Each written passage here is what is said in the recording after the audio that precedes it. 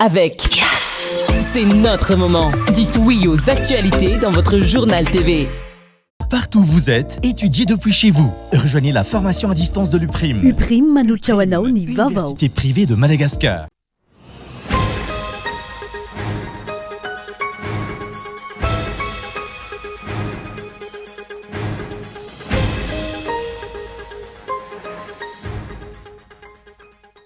Mijinja ny vokatry ny tsy faiza mitantana nandritra ny taona mahery ny fitondrana rajoelona amin'izao fotoana izao ka nitondra olana samihafa amin'ny fiainana andavanandro. Vahaolana vonjimaika manoloana ny hafanana ny toetra rahapirenena ankehitriny no isan'ny antony lehibe nambidinana ny vitsolika ho ny faneho-kevitra mipahay toe-karina. Nosakana mpitandro ny filaminana ny hetsika saika ataon'ny randrana sindikaly hitakina ny zony mpiasa teny faravohitra sy teny Antaninarenina androany. Tsy afaka atao asa fivelomany intsony ny fanamboarana kiraro amin'izao fotoana. Antony mitombisa ireo mirotsaka amin'ny sehatra asa ary mihasarotra ny fifaninanana manoloana ireo entana mitobaka avy any ivelany. Nampiakatra ny vola alohan'ireo mpizahatany nandritra ny fivahiniana ny tanànany Kyoto any Japon amin'izao fotoana.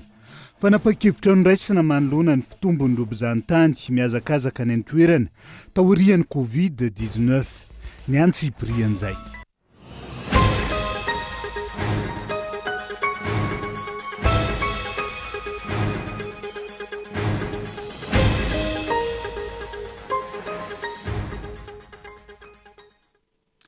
Ngadondrainy amin'ny valora alina fotoanan'ny fampalalam-baovao eto amin'ny fitalavitra kolo fa tena ny araba tomboky lasy tomboky vavy manasanao hatrany anaraka ny antsipirian'izay toy ny mahazatra matoa an-datsoratra avy hatrany nondeha nokafatsika ny fiarahana amin'ity ala ity. Mijinja ny vokatry ny tsy fahaiza mitantana nandritra izay enitaona mahery izay ny fitondrana rajoelona amin'izao fotoana izao. Mihamafy ny tsy fandriam-pahalemana, tsy voafeny vidanga ny vidim-piainana ary mitombo andro aman'alina ireo leo sy mampiakapeo na eto an-toerana izany na anivelany ihany koa. Eo anatrehan'izay tsy mbola mahay makalesona ihany ireo nampindramina ny fahefana amin'izao fotoana izao. Honina sainy. 12 andro izay no lasa amin'ity taona vaovao ity.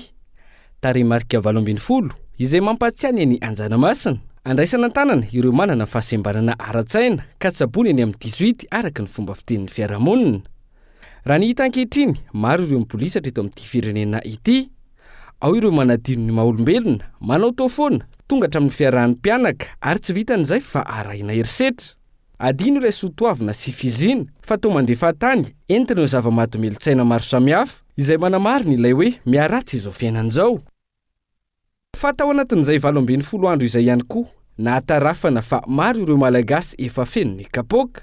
Tsy feno vary akory fa feno ny fampanantenana pokaty, feno ny politika ny vonjitavanandro, feno ny fitantanana tsy mahomby, feno ny oeraoera sy ny seho ivelany ka nampiakapeo, nandoda-tabatra nivoaka tamin'ny fahanginany.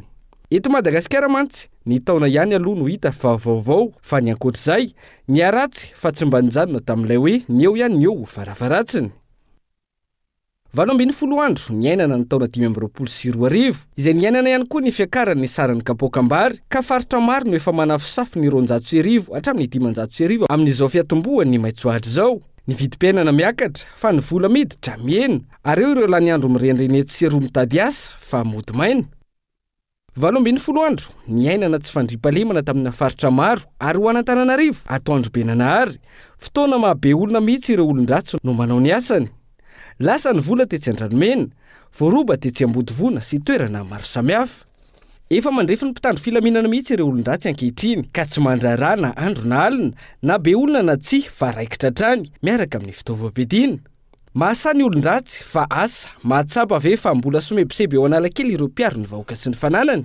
Io toeran'io aloha hatreto no hita fa tsara ambina sy arovana fatratra efa volana maro izay. Eo anatrehan'izany rehetra izany, ilay mpitondra no heverina ho ray aman-dreny variana amin'ny fifampiarovana sy fanenjehana ireo rehetra maneho hevitra. Asana lehiben'androm-panjakana sy mendrika izany ve ny faneho-kevitra toy ireny? Asana lehiben'androm-panjakana toy ny antenimeran-dolona ve na efa misotro rono aza no manome baiko manam-boninahitra am-perinasa? Samy manana ny masony sy ny fomba fijeriny tokoa. Fa izany lehiben'androm-panjakana izany mahita fa manao izay ampandrosoana ny firenena ny mpitondra.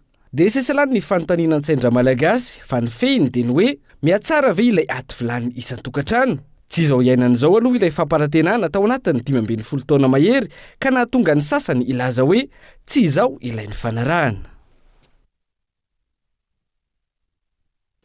Araka ny efa niarahany rehetra nahitana fihenana ny viditsolika teto amin'ny tsena anatiny nanomboka alina izay 200 ariary ho an'ny essence toka 70 ariary ny gazoalina.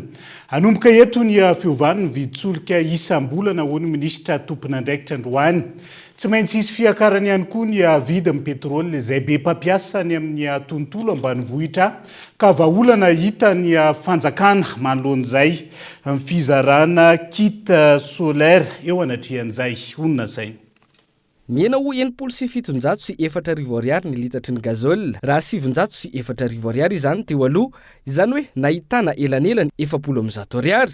200 ariary izay fihenan'izay ho an'ny essence ka lasa 705 ariary ny litatra teny amin'ireo tombin-tsolika nanomboka ny alina teo. Fiovan'ny viditsolika izay taorian'ny tsindry avy amin'ny FMI noho ny fitondram-panjakana nankatoa ny fifanarahana ahazoana ilay facilité élargie de crédit sy ny FRD tamin'ity volana janoary ity araka izany vao nirosoana ilay ajustement automatique des prix tokony nampiarina tamin'ny enim-bolana faharoa ny taona 2022 iny. Eo ny fidinana fa isan'ny nirosoana ihany koa raha ny fanazavana ny fampifamenona ny trosa ny fanjakana sy ny kompania antsolika. Misy fanaovana mise au point na protocole d'accord zao vao natao vao tamin'ny farany taona teo dia nisy an'le atao hoe règlement des dettes croisées zany. Dia ao anatin'izay misy zavatra maro ao anatiny satria misy azadino fa izy koa ananatsika. Raha mampi'ny olona mijery an'le hoe ananantsika fanjakana. Non, izy koa ananana. Satria izao misy parana certaines redevances ohatra ny fonds routier zao nisy apahany tsy mipayeny, misy ambikampina droits et taxes tsy mipayeny. Marina fa izy ndraindray mety manana amintsika amin'le écart de prix, le lissage zany.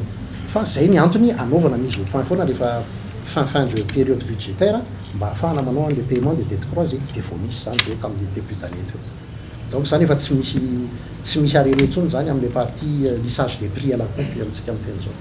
Araka izany, raha ny fampidiram-bola ao anatin'ny kitapo-bola-panjakana ny tokony ny masona ahafana manarina ny firenena, ny fifanarahana no fepetra ny raisin'ny mpitondra. Androany, ny ena ny vidin'ny gazole sy ny essence raha tsy nahitana fiovana ny vidin'ny solika fandrehitra na ny pétrole. Ity karazana solika ity izay isany nanaova ny fanjakana subvention ambony indrindra ho fanamorana ny vidiny. Ny pétrole lampant raha ny tena izy moa zany ny fampiasana azy dia any amin'le hoe solika fandrehatra zany. Ary any amin'ny éclairage ny tena ampiasan'ny vahoaka azy, indrindra moa zany amin'ny tontolo ambanivohitra. Fantatsika nefa fa amin'izao fotoana izao ny pétrole lampant tena lavitra indrindra n'le atao hoe vérité des prix pour 2024 95 milliards d'ariary ny subvention amin'ny pétrole lampant fotsiny. Ary tamin'ny 2024 90% ny subvention namenan'ny compagnie pétrolière dia pétrole lampant daholo. Hitanareo zany fa tsy afaka tazontsika ela be eo io zany fa tsy maintsy anaraka ny onjany koa amin'le vidiny fa alefantsika miandalana misy mesure d'accompagnement. Ary efa nambarana Andriamatoa filoham-pirenena matetika fa ny pétrole lampant dia ny substitution zany hoe le mesure d'accompagnement dia ny fizarana ny kit solaire zany. Itoeraka izany ny kitolotolotra ho tanterahan'ny fitondram-panjakana amin'ity taona ity. Raha fanatsarana ny fahefamividy, fandriampahalemana, fanohanana azy ireo amin'ny zezika sy masom-bolo no nandrasan'ireo tantsaha, kit solaire no natolotry ny fanjakana. Amin'izao, hitotongana hatrany ny fahefamividy, ny solika hiakatra isam-bolana. Solika izay tsy hitsahatra hiakatra toy ny vidim-piainana ihany, ho ny fomba fijerin'ireo mpamakafaka raha mikajy ny kitapom-bola-panjakana ny mpitondra ary miahy ny toe-karena. Vahaolana vonjy-maika manoloana ny hafanana ny toetra raha-pirenena amin'izao fotoana no isan'ny antony nambidinana ny viditsolika ho ny fanehoan-kevitry ny pay toe-karena tamin'ity androany ity. Paikady vonjy tavanandro izay hitarika makany amin'ny olana samihafa raha tsy ilaza. Afa-tsy mety ho fanasaziny ny FMI no ireo teboka maro tsy voaja ny fanjakana malagasy tamin'ny fifanarahana isitrahana ny fonds élargie de crédit eo anatrihan'izay onona saina. Mila mangarahara ny fifanarahana teo amin'ny fanjakana sy ny kompania mpamatsy solika eo anatrehan'izao fidina ny viditsolika izao. Tsara ny fihenam-bidy fa maro ny teboka manjavozavo hoy Serge Safimahova. Voatsela izay ny filan-kevitry ny minisitra no niresaka ny ho fiakaran'ny viditsolika nentina nampiomanana ny vahoaka malagasy. Nanampio ny tompona andraikitry ny serasera teo anivony fiadidinan'ny repoblika nefa tsy izay no zavantranga.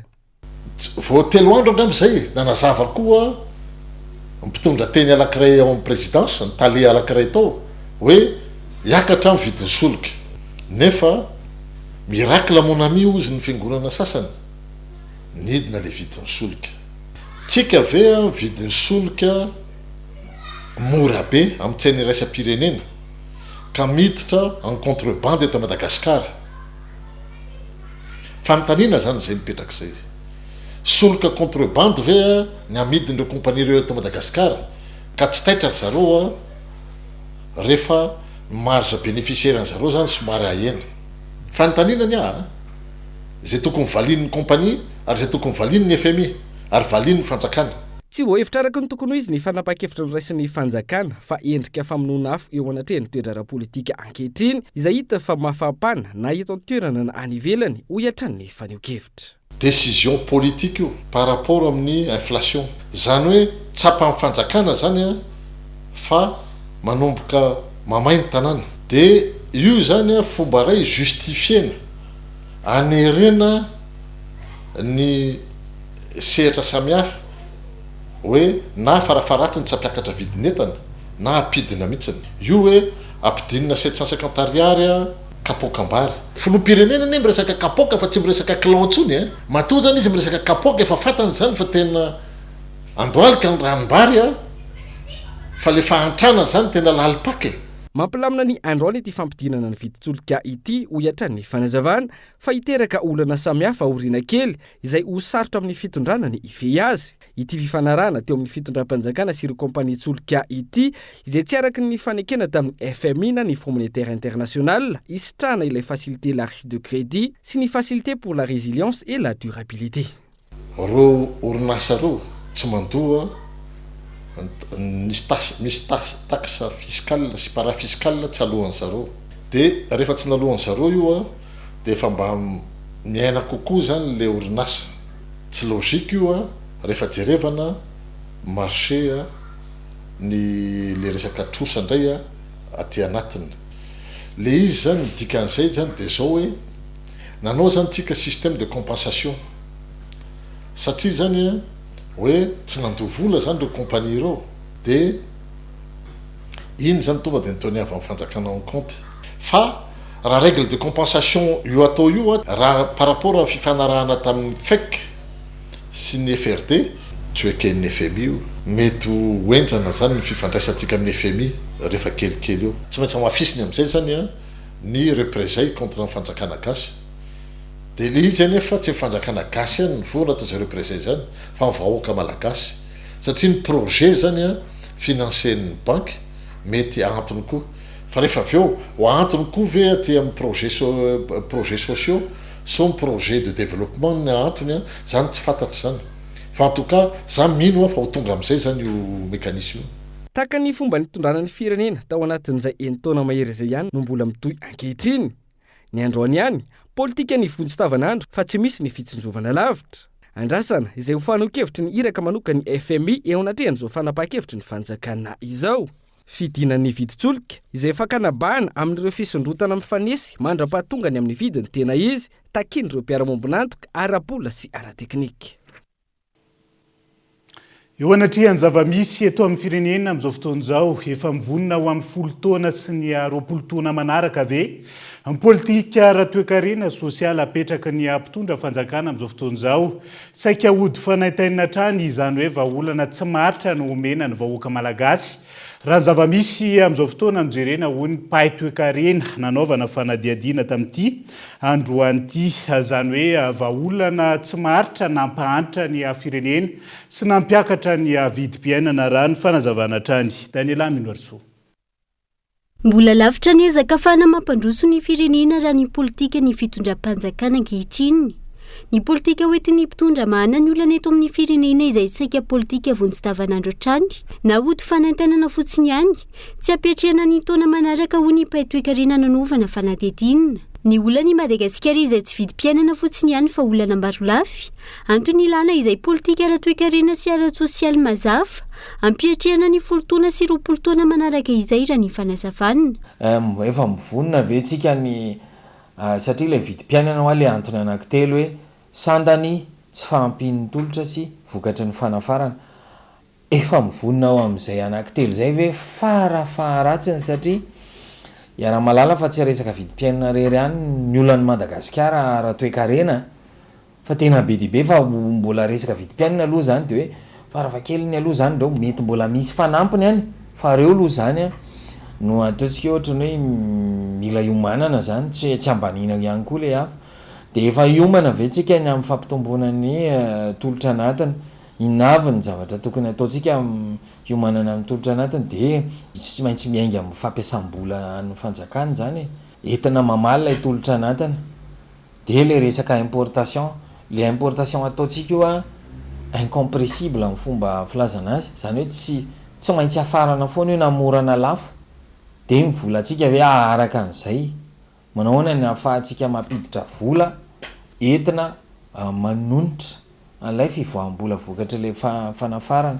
Ankilany tsy tokony hifantoka be loatra amin'ny fanafarana fa nomelanja ny famokarana anatiny amin'ny alalan'ny fanomezana tosika ireo tantsany mpitondra fanjakana ankehitriny raha tia anarina sy hampandroso ny firenena. Ilay sy hampamokarana ny hatramin'izay ireo na teo ny fanjakana na tsy teo ny fanjakana ataoko hoe nahavelona ny tenany ihany. Raha anao ny fanjakana zany de mila tena mba manara-maso akaiky sy mba tena mba mety antsoroka anazy amin'ny enti-manana ara-teknika ny ara-pitaovana indrindra ny ara-bola fanomezana sehatra misy kokoa an'le famokarana anatiny fa amin'izay zany mba limité ihany koa mba mametraka label tsika satria mantsy zao rehefa nafatra vary eo tsy maintsy vary novokarana tany ivelany zany tsisy vary manala lonjy zany ho afarany tsy misy an'izay zany fa tsy maintsy vary avy any ivelany.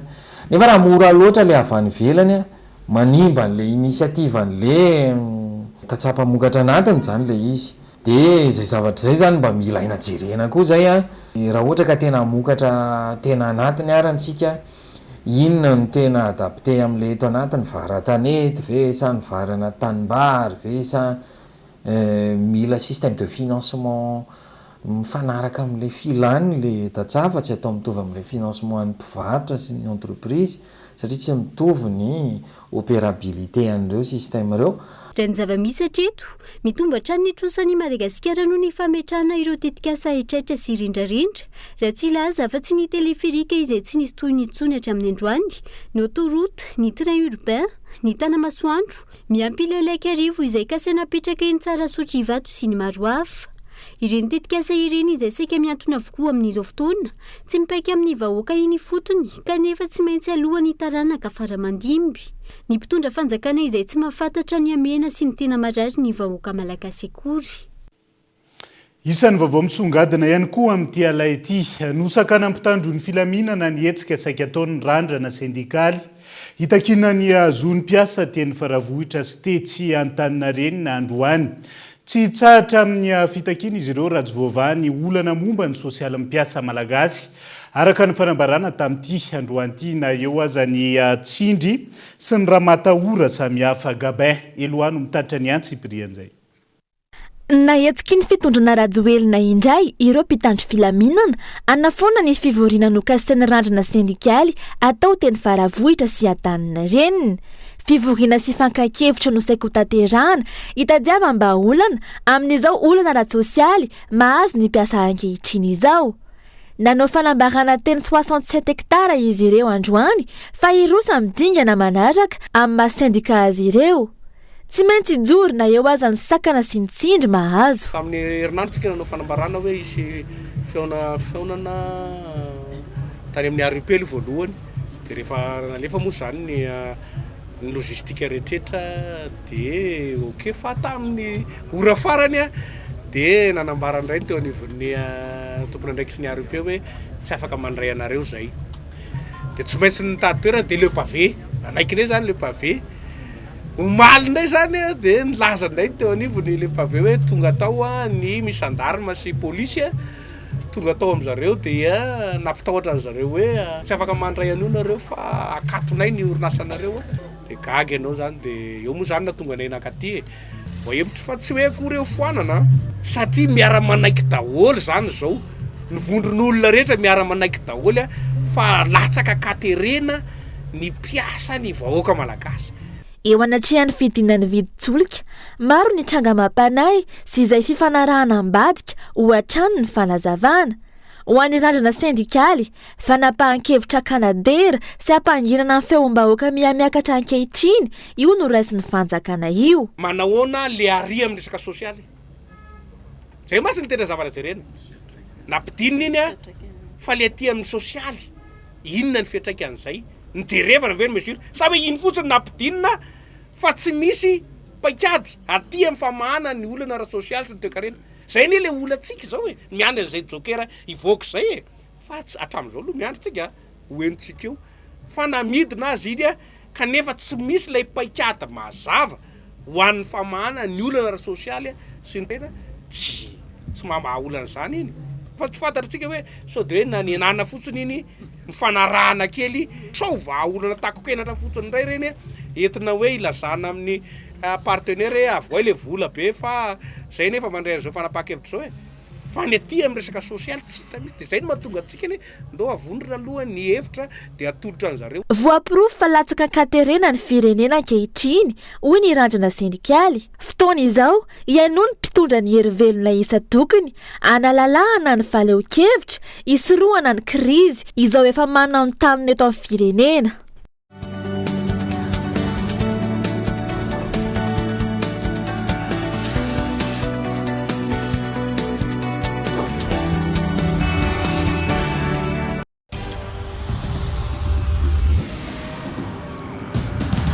Tsika miara-miketrika ilay ho avy mamiratra. Miara-manorina, mamorina, tsy hijanona tsony. Satria efa hainao fa tsika tanora no tompony. Ndao ifandray, hitady inspiraka vaovao, hanoratra ilay pejy vaovao mety amintsika.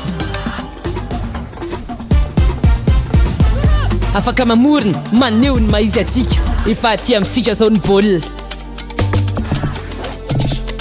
Tsisy anakantsika satria isika iray mifandray miara-manokatra lalana vaovao ka tonga le fotoana zao de zao ndao falera Thelma miova o yes.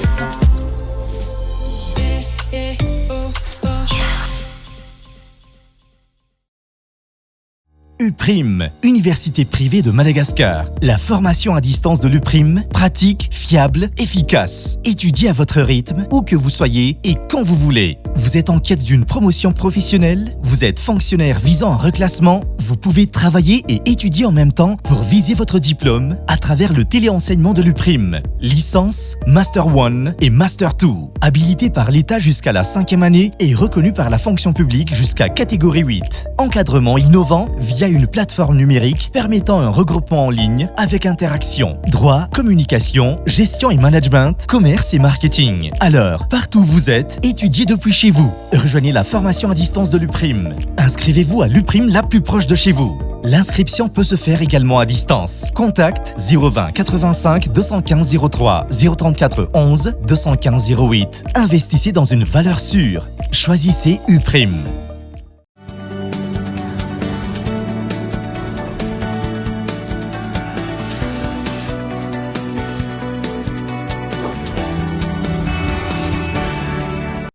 Mamerina ny araba hatrany tomboka lasy tombovavy tonga soa indray atao anatin'ny tapany faharoa amin'ny fampahalalam-baovao amin'ity ala ity. Tsy miova amin'ny foto-kevitra ny ijoroany ny fampanjakana ny tany-tandalana sy mangarara rahapitantanana. No imasoana amin'izao fotoam-piasana vaovao zao ho ny mpanolo-tsain'ny tanàna Toavina Ralambomahay. Taorian'ny voka-pividianina ofisialy omaly mitoeraka zany ny atolona hikatsahana ny fampandrosoana sy ny fijerena ny marary ny mponina eto andrenivohitra sy ny vahoaka malagasy ao anatin'izay. Christian Dimby. Mitontolona ho fampanajana ny tantandalàna sy ny mangarara ara-pitantanana ho an'ny commune na Antananarivo renivohitra ho ny mpanolotsain'ny tanàna ato avy na Rahalambo Mahay lany tamin'ny anarany antoko Tia Tanindrazana taoriany voka-pifidianana ofisialy ho an'ny fifidianana ben'ny tanàna sy ny mpanolotsaina omaly. Maranisa ho izy mpanohatra ary misy ny tena mpanohatra eo anivon'ireo mpanolotsain'ny tanàna misy 550. Tsy ekena intsony araka izany ny fampiasonana ny vahoaka fa izay tena fampandrosoana marina no imasony.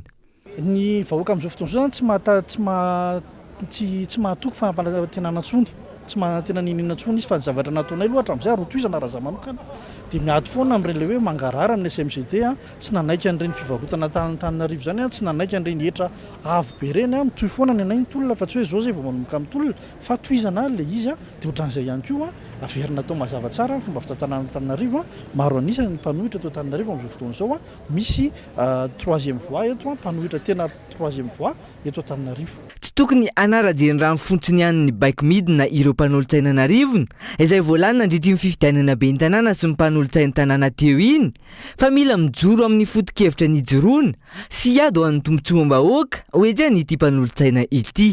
Marary ny vahoaka moa zany dia mampalahelo hoe faly ny mampara hoe zareo no mitondra kanefa ny fiainana ity tena mafy be mihitsy fa dia faly fotsiny izy hoe mitondra fa ianao entina dia mijaly foana dia anjaranay zany miady fa le izy koa zany fantatra fa misy olom-boafidy 7,000 zany farafakely ny mpanolotsaina ary 750 ben'ny tanàna eto Antananarivo dia reny koa zany mila antenana fa tsy le mpanao politika hita amin'ny télé eto Antananarivo reny fotsiny no atao hoe fanantenana fa eraky Madagasikara mihitsy no tokony antenain'ny vahoaka malagasy ary ny vahoaka malagasy koa izay mifidy sy tsy mifidy dia tokony mitsangana rehefa tsy mahatoky ny mpanao politika amin'izao fotoana izao intsony. Tsy aivina manana mpanolotsaina misy 550 ny commune Antananarivo renivohitra raha ny didim-panjakana nivoaka omaly nandritry ny famoahana ny voka-pifidianana ofisialy.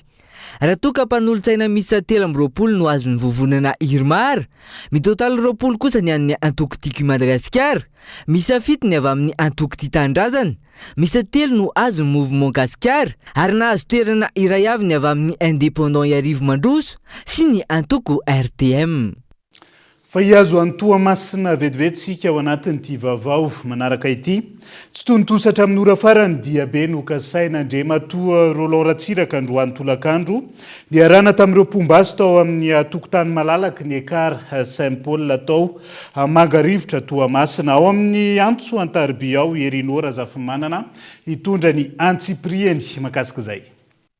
Miainga tamin'ny andron'ny talata lasa teo no nampafantatra Andriamatoa Roland Ratsiraka fa isy diabe izay tanterahana amin'ity androany ity diabe izay ampilaminana ary voalaza tao anatin'ilay fampafantarana fa ampilaminana tanteraka no anatanterahana n'izay diabe izay voalaza teo ihany koa moa ny toerana anatanterahana ilay diabe dia eo amin'ny tokotany malalaky ny ekara Saint-Paul eo Mangarivotra. Raha ny zava-nisy aloha zany hatramin'ny afako malo no efa nofefena ny manodidina ny tokotany malalaky ny ekara Saint-Paul Mangarivotra io toerana izay anatanterahana n'ilay diabe amin'ny mpilaminana. Itoy tamin'ity androandroany ity zany ary namafisina ny fefy izay tsy afahana niditra tao anatin'io tokotany malalaka izay hokasaina anaovana ny etsika io. Nanomboka tamin'ny androany maraina no efa tomefy mpitandro filaminana manodidina ny toerana io ankoatra ilay fefy izay efa napetraka iarovana mba tsy afahan'ny olona miditra ao anatin'izay tokotany malalaka izay. Raha ny androandroany no iverenany taorian'ny fitangoronan'olona izay noravaina teny manodidina ny Saint-Paul Mangarivotra.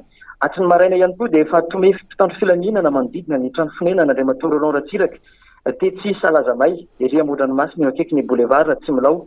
Raha ny zava-nisy rehefa tonga teny ny mpanao gazety dia mpitandro filaminana maro lafo no teny an-toerana ary betsaka tamin'ireo mpitandro filaminana ireo no misarotavo izay tsy fantatra mazava ny fikasana tao anatin'izay fa dia fiara maromaro ny mpitandro filaminana no mibahana avy ety amin'ny fidirana sy avy ery amin'ny fivoahana eo amin'ny vavahady ny tranon'Andriamatoa Roland Ratsiraka. Ny andro ny mpanao gazety ary tsy fantatra ny tena zava-nisy marina fa dia nijanona tao anatin'ny tranony tao Andriamatoa Roland Ratsiraka ary tsy afaka nivoaka manoloana ny fihetsika nataon'ireo mpitandro filaminana ty ivelany. Nisy ihany koa ny sakatsakana izay nataon'ireo mpitandro filaminana izany marimarina kokoa dia ny gendarmerie-pirenena no nisakana ny mpanao gazety tsy afaka niroso tao amin'ny manodidina ny vavahadin'Andriamatoa Roland Ratsiraka tamin'ny ariva teo no ny antony tsy fantatra tao anatin'izay fomba fiasa izay. teo amin'ny fitora sasany no nivoaka avy tao an-trano ny andriamatoranao ratsiraka nisy moa ny fifampiresahana tamin'ny lehibe ny rozandary zay niandry teo amin'ny vavahady ny andriamatoranao ratsiraka ary nampafantatra andriamatoranao ratsiraka fa amonjy fotoana any Antananarivo raha pitsika tsy maintsy anainga ny oalina ary dia ireo mpitandro filaminana avy amin'ny Gendarmerie zay nanotrona sy namefy an'io vavahady io no nanatitra any andriamatoranao ratsiraka nivoaka hatrany amin'ny RN2 eo moa zany tsy fantatra mazava ny antony fa dia ohatran'ny reny manatitra filoham-pirenena ireny no nataony ireo mpitandro filaminana nanatitra andriamatoranao ratsiraka nivoaka nakany amin'ny laharam-pirenena faharoa ny fomba andriamatoranao ratsiraka zay tsy afana nanoatra no ireo fihetsika nataon'ireo mpitandro filaminana ireo na nitaty amin'ny kianja malalaka misy amin'ny Écart Saint-Paul Mangarivotra zany na nitaty amin'ny trano fonenana andriamatoranao ratsiraka fa dia rehefa lasa nivoaka ny trano fonenana andriamatoranao ratsiraka dia samby niala teo avokoa ny rehetrarehetra na ny mpitandro filaminana ihany koa ny hariva teo vao nanomboka niala teo amin'ny trano fonenana andriamatoranao ratsiraka izay aloha zany no azo ampitaina raha fitinina ao anatin'ny teny fohy ny zavanitsaga tamin'ity andro androany ity tamin'ity hariva ity miainga avy aty Tomasina. Manambafy ny fahavononany ampandroso ny commune Viliazo ao amin'ny distrika Navaradrano ben'ny tanàna vaovao Randriamanantena Gabriel lany tamin'ny anarany antoko malagasy miara-miainga nisy ny tamberina ndraikitra any amin'ny vahoaka no isan'ny tanjona ka isy ny fiara-miasa amin'ireo hery-velona rehetra raha ny fanazavana netiny nandritra izay Christian Dimby.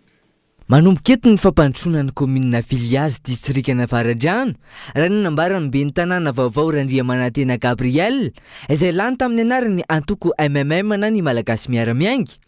Ny hembotra tamin'ny lafiny maro ity farany ny commune Viliazo raha tarafiny tao anatiny izay 5 taona farany izay antony izay nisy fiantraikany tamin'ny tsy fifankazona ara-politika teo amin'ny ben'ny tanàna teo aloha ka izay no soroana manomboka izao ka ijerena izay mahasoa ny vahoaka.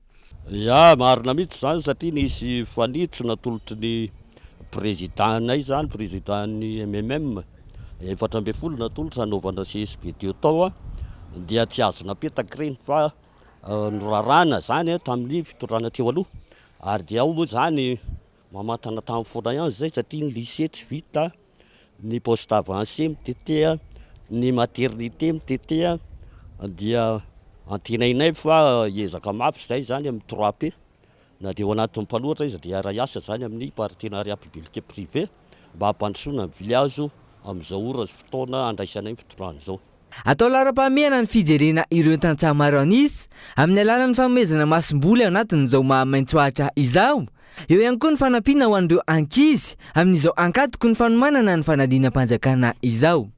Ndena mararomponina moa zany eo Viliazo dia nyresaka tsy fahampitsakafo satria maina ny tany eo ihany koa maitsoahatra tahaka izao kanefa kosa dia mila fanampiana izy amin'ny resaka fanampiana toy ny hoe fanomezana zanatrondro, fanomezana ambioka na masom-boly dia mba ao anatin'ny vinana ihany koa moa zay ary tsy maintsy ho tanterahana karakarana ihany koa ny fampianarana amin'ny fotoam-panadinana indrindra ho an'ny ankizy afa-panadinana mamena fanomezana izy ho mari-pakasitrahana.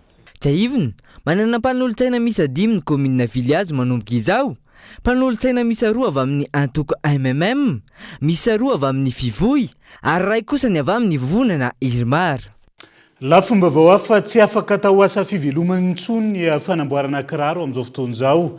Antony mitombiso ireo mirotsaka amin'ny sehatra asa ary mihasarotra ny fifaninanana manoloana ny fitobaka ireo entana avy any ivelany amin'izao fotoana izao. Gabin Eloa.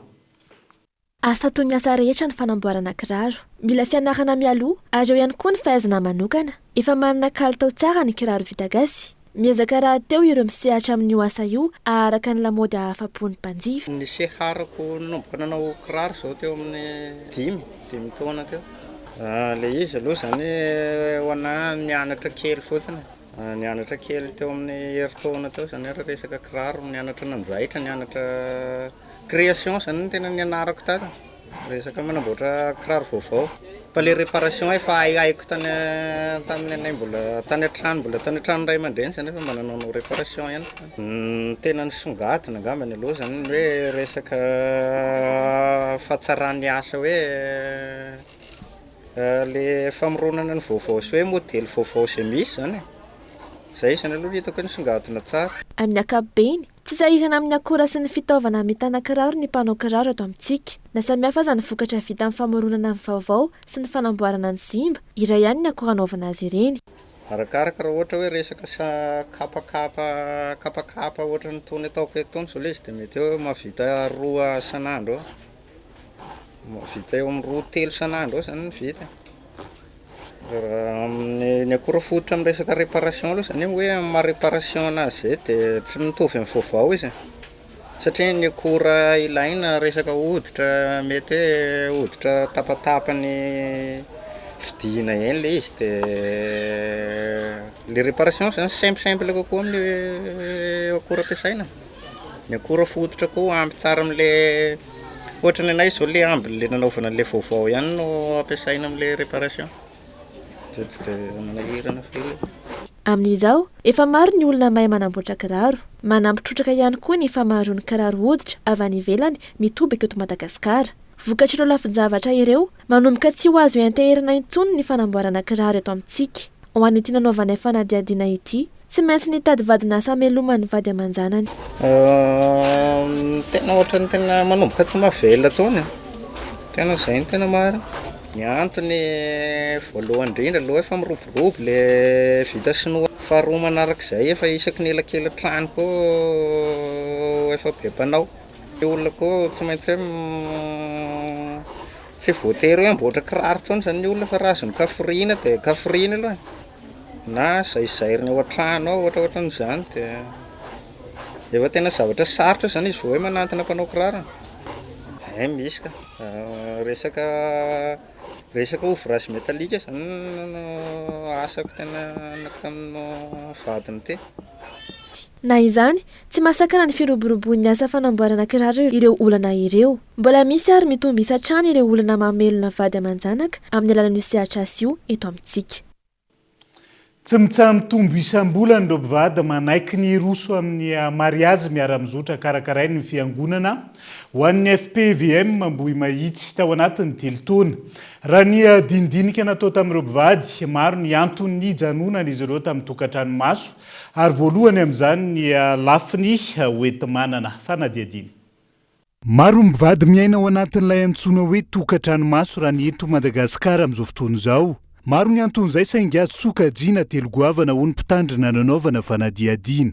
Rehefa natao ny dindinika dia misy antony fa azo fehizina amin'ny fehezan-tenitelo ny voalohany indrindra, eo ny tsy fahampiana ara-bola ety manatanteraka an'izay. Ny faharoa dia ny eo amin'ny resaka fahamenarana.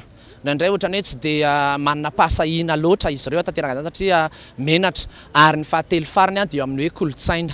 Misy mieritreritra hoe rehefa vita vodiondry isika dia efa namany vita izay, kanefa eo anatrihan'Andriamanitra araka ny voalasan'ny Hebreo 2:17 andiny faefatra dia aoka nakajy amin'ny olona rehetra ny fanambadiana ilaina amin'ny fanamasinana an'izany. Idirana amin'ny sehatry ny ara-dalàna sy alàna amin'ny tokantranomaso izay manimba ny fijery ny fiarahamonina. Manana anjara toerana goavana amin'ny fanamorana ny fanamasiana mpanambadiana ny fiangonana amin'ny alalan'ny fikarakarana mariazy miara-mizotra. Raha ny teo aloha ny jerena dia mety eo amin'ny 5 na 9 isa-taona eo, fa tao anatin'izay 3 taona lasa izay nijoroan'ny fiangonana sy navitan'ny trano-piangonana dia isaky ny ataoko hoe mety mahita indray mandeha isam-bolana misy olona masinina foana ao anatin'ny fiangonana na mariazy tsotra izany na mariazy miara-mizotra. Ny mariazy miara-mizotra izy dia izay olona efa niaina tao anatin'ny tokantrano imaso, izany hoe mety efa vita soratra izy ireo fa tsy nandray ny tsodrano avy am-piangonana, dia efa zany hoe mety efa niteraka izy efa nanambady nandritra ny taona maro fa tsy nandray tsodrano dia rehefa miroso amin'ny fanamasina izy dia izay atao hoe mariazy miara-mizotra. Fa ilay mariazy tsotra izy raha hoe olona vao tena norona mihitsy vao vita vodiondry vita soratra dia tonga dia miroso amin'ny mariazy, zany hoe mbola tsy niara nipetraka, mbola tsy niaraka fonenina tao fa izay mihitsy vao tena hiditra norona tokantrano. Raha ny teny anivo ny FPVM Ambohimahitsy manokana ny farany herinandro teo, vady miisa 9 efa nitokantrano nandritra ny taona maro ny resy lahatra tamin'ny fanamasiana mpanambadiana ka niroso tamin'izay mariazy miara-mizotra izay.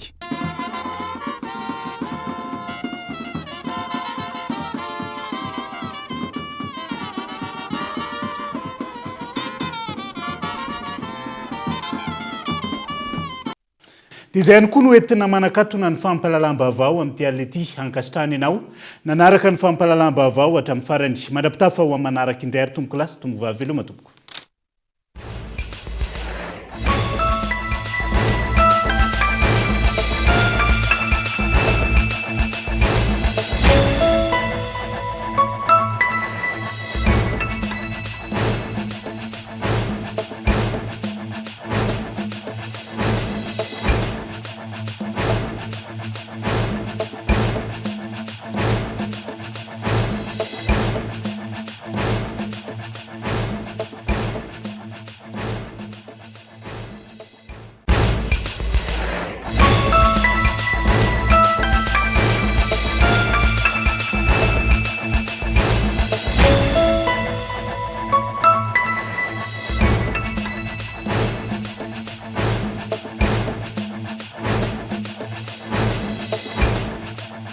Partout où vous êtes, étudiez depuis chez vous. Rejoignez la formation à distance de l'UPRIM, Université privée de Madagascar. Avec c'est notre moment. Dites oui aux actualités dans votre journal TV.